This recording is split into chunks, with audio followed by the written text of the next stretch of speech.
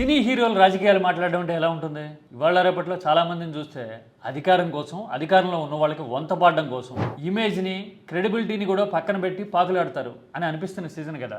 ఇలాంటి ట్రెండ్లో రాజకీయాలని ఉతికే ఆరేసిన ఒక హీరో ఇప్పుడు ప్రపంచవ్యాప్తంగా డిబేటబుల్ అవుతున్నారు. ఎవరో తెలుసా?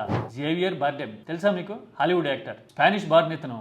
ప్రపంచవ్యాప్తంగా ఆర్థిక సంక్షోభం ఇంతలా ముదిరిపోవడానికి కారకులు ఎవరు అని చెప్తూ అమెరికా అధ్యక్షుడు ట్రంప్ని, రష్యా అధ్యక్షుడు పుతిన్ని, ఇజ్రాయిల్ బెంజమిన్ నెతన్యాహుని ఉతికి ఆరేశారు జేవియర్ బార్డెమ్. కేన్స్ ఫిల్మ్ ఫెస్టివల్లో జరిగింది ఈ సీన్.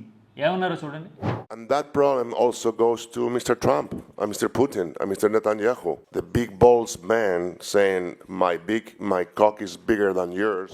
చూశారు కదా, ఆయన భాషని, ఆయన వెర్బాటంని యాజ్ ఇట్ ఈస్గా చెప్పాలంటే కొంచెం ఇబ్బందికరమే, కానీ చెప్తున్నా. ట్రంప్ లాంటి వాడు ఏమైనా పొడుగా ప్రపంచంతో ఇలా చెడుగుడు ఆడతాడా? ఏమనుకుంటున్నారు? అరాచకం చేయడం అనేది మస్కులినిటీ అంటే మగతనం అనుకుంటున్నారా అని బార్డెమ్ ఉతికి ఆరేశాడు. ఈ గట్స్కి ఇప్పుడు ప్రపంచమంతా ఫిదా అవుతోంది. ఇదే స్పీచ్లో పాలస్తీనా గురించి కూడా ఆయన మాట్లాడాడు. Yeah, we have to talk about it.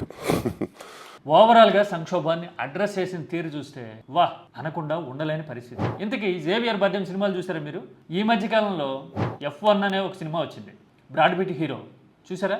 Life అంటే ఎలా ఉంటుంది, రిడెంప్షన్ అంటే ఏంటి, 40 తర్వాత ఈవెన్ 50 తర్వాత కూడా ఛాలెంజెస్ని యాక్సెప్ట్ చేసే మొనగాడు జీవితంలో ఎలా నిలబడతాడు అనే విషయాన్ని వండర్ఫుల్గా, స్పిరిటెడ్గా, వా మగాడంటే వీడరా అనిపించేలాగా చూపించింది ఆ సినిమా. క్లాసిక్ అది, కల్ట్ క్లాసిక్ అది ఈ మధ్యకాలంలో వచ్చిన వాటిలో. Come here, you son of a bitch. ఓటీటీలో ఉందేమో చూడండి, F1. తెలుగులో F2, F3 లాంటి చింతకాయ కామెడీ కాదు అది, పక్కా ఎమోషనల్. అందులో కనిపించాడు ఈ మధ్యన ఈ Javier Bardem. Apex GP. How deep in the hole are you?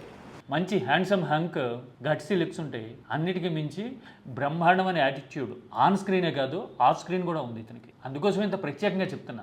Real hero అంటే ఇలా ఉంటాడా? జనం తరపున మాట్లాడతాడా?